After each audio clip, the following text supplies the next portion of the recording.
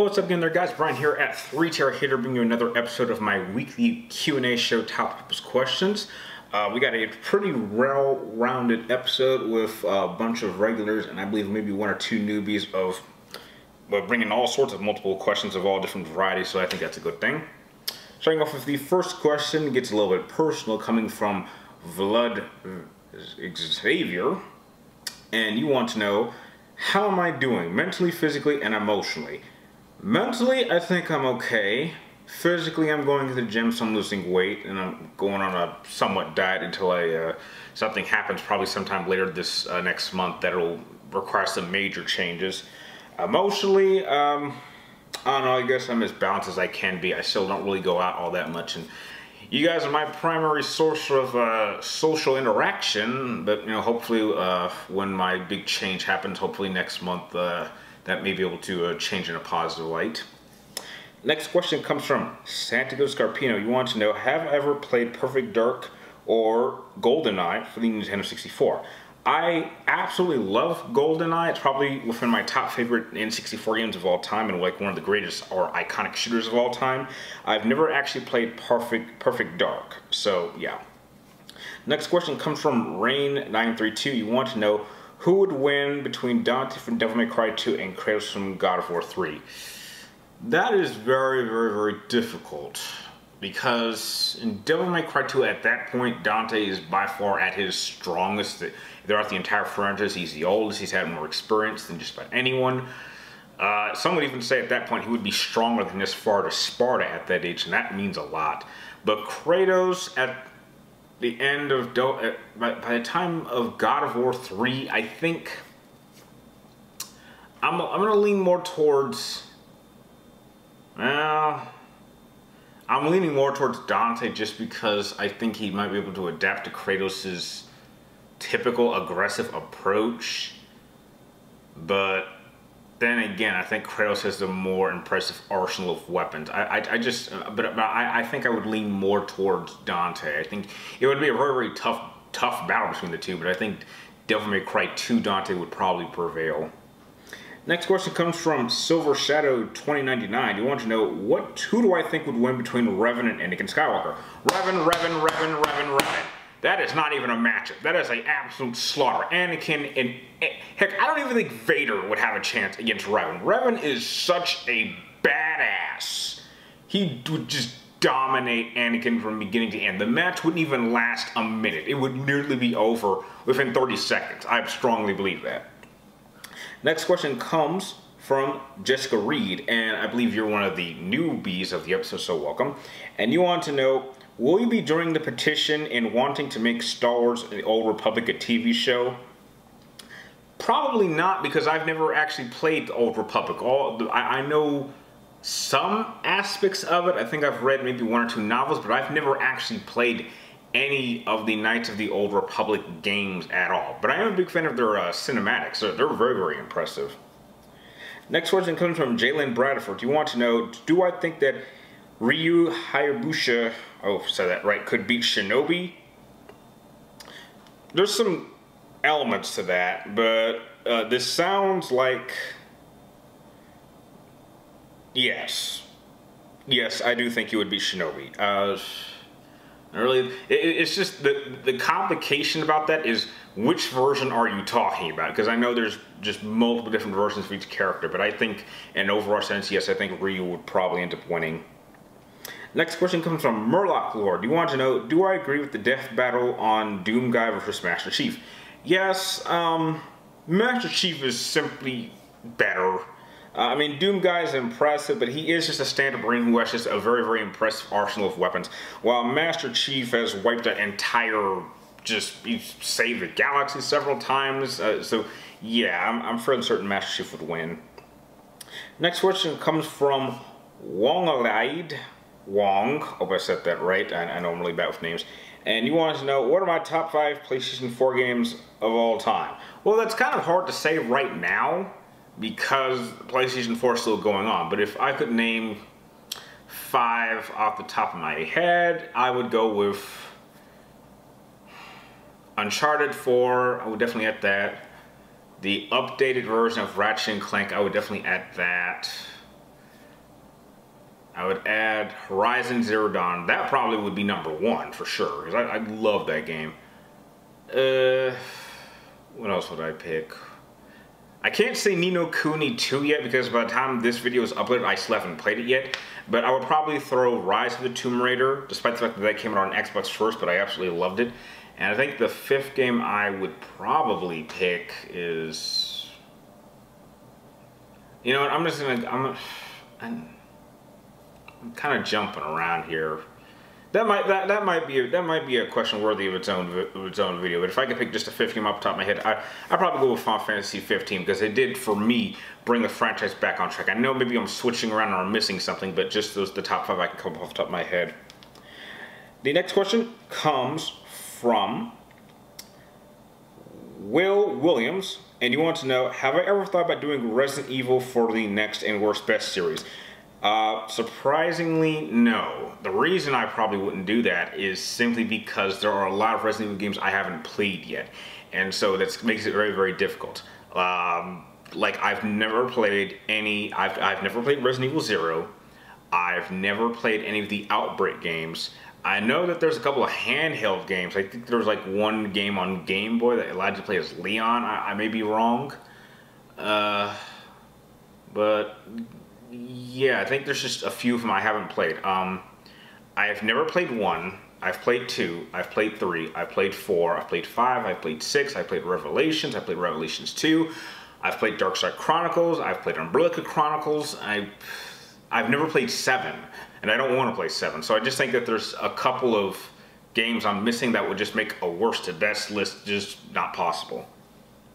Next question comes from Cassidy J. Williams. You want to know, what are my thoughts on the Hanna-Barbera Super Friends cartoon? I've never heard of it, so I can't really say anything about it. I'm fairly certain I just butchered that name. Next question comes from JBat. You want to know, have I ever thought about trying any of the Far Cry video games?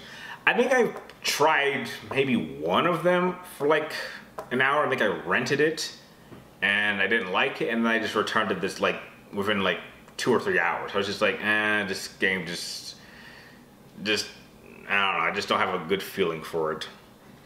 Next question comes from Cyborg 136. You want to know, how do I feel about the representation of women depicted in video games?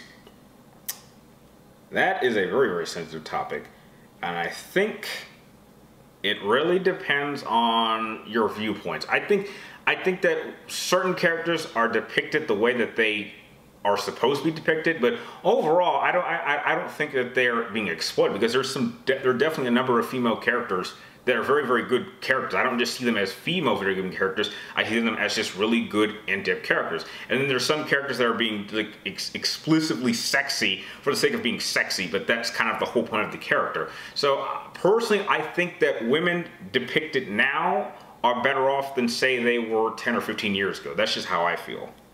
Next question comes from Alu Cerna. You want to know, if Albert Wesker is a member of STARS, why doesn't Nemesis attack him? Oh, that's easy. That's because Wesker is not part of STARS. Keyword is he was a part of STARS in Resident Evil 1, but by Resident Evil 3, or technically 2, because they both happened at the same time, he's not a part of STARS. So there's no reason for Nemesis to go after him at all. I mean, he was created from Umbrella, and Wesker is kind of somewhat running Umbrella, or in control of a majority of it. So yeah, I'm sure he would make sure Nemesis doesn't go after him. Next question comes from the Hunter Bros, who are bringing 2 questions from 2 people. And the first question is, did I play Resident Evil Revelations 2 Raid mode, and if so, who was my favorite character? I'm sure I played Raid mode, but I don't remember, I don't think I enjoyed it enough to remember it that much. But I did do a review for Revelations 2, and I distinctly enjoyed it, but I don't really remember the Raid mode all that well. And the second question is there any versus series on YouTube that I don't like, and the reason why, please? Believe it or not, other people's versus series, I can't think of any I didn't dislike, but if there's any that I don't like for myself, there are 2. The first one is my Cole versus Delson matchup. I hate that. I mean, a lot of people, like, when I'm about to tell you some exclusive information, but I openly hate that video. Not because of the outcome or how the video came together, it was the editing. The editing was a complete nightmare. It literally took 2 whole months of replaying and just, it was just, I've never had more difficulty putting something together than that. Despite the fact that it is like my most popular match ever, and it's like one of the most popular matchups on YouTube, I'm proud of its results and what it's been able to achieve, but I never like the process. I mean, that's like the one video where I usually go against the key YouTube rule, in which the rule is you never upload something that you would never watch yourself. I have never watched that thing from beginning to end. Basically, how I did it was I did it in sections, like pieces in a puzzle. And then when I was done with one part, I would just put it aside. I was like, okay, I don't need to go back. I've checked it over a few times. I'm good with it. And then once all the parts were done, all I did was just put them back to back to back, added some music, rendered it, uploaded it, maybe answered some comments for like a good week or two. And after that, I just never went back. I'm shocked that people have still watched that video. I'm still shocked. To this day, it gets probably more views than any of my other matchups since then. And I have no idea why, because I personally don't like the video just because of the editing. But the video itself just, that's like the one video I can think of. And also, another video that I personally don't like all that much, but you guys wanted to be seeing, is my next versus series matchup. But I will be sure to put a disclaimer for that, just to get you guys ready for it. Next question comes from Marcus Reiner, and he wants to know, what would happen if Cloud or any of the Final Fantasy protagonists ended up in the Pride Lands as lions like Sora? I swear, some of you have the strangest questions. They would probably want to know how the hell we get out of here and how we get back to being humans again, because I'm sure none of them would be fond of being lions. I mean, could you imagine Cloud as a lion carrying that gigantic Buster Sword? I mean, I could understand Sora holding the Keyblade in his mouth, which I think that was pretty cool. But could you imagine this? Could you imagine this little lion, or medium-sized lion, I would say, because I would say Cloud's a little bit bigger than Sora, carrying this gigantic sword in his mouth? And that'd be crazy. The next question comes from, I hope I'm saying that right, Cassius Boxley. I hope I said that right, with a K. I mean, it's spelled with a C, but it has a K sounding. And you want to know, what other Final Fantasy characters do I want to see in Kingdom Hearts that I would want as optional secret bosses? Well, technically, we've never actually had a Final Fantasy character as a, I mean, as a boss or a secret boss. I mean, they are, it's like semi-bosses. Like, I know you can fight Yuffie, you can fight Squall, you can fight Cloud. Maybe like you can fight like these little tiny bosses, but they, in terms of like antagonists, I mean, you can fight, obviously you could fight Sephiroth, but I don't really know, because as the Kingdom Hearts franchise has been moving forward, the representation of the Final Fantasy characters has just been lower and lower and lower. I mean, when Kingdom Hearts first started, the mentality I had was that it was going to be, what happens when you take Final Fantasy and Disney and you put them together? And I think it worked really, really well in the first game. And then in the second game, it kind of somewhat continued. But with each new game, the inclusion of Final Fantasy has just been less and less and less. So I would be surprised if there's really any Final Fantasy in this next upcoming Kingdom Hearts game. I'll really be surprised by that. But I really can't really think of who I would want to see as an optional boss. I think that they're doing pretty well as it is right now. And the last question of the episode coming from Dr. Hino419.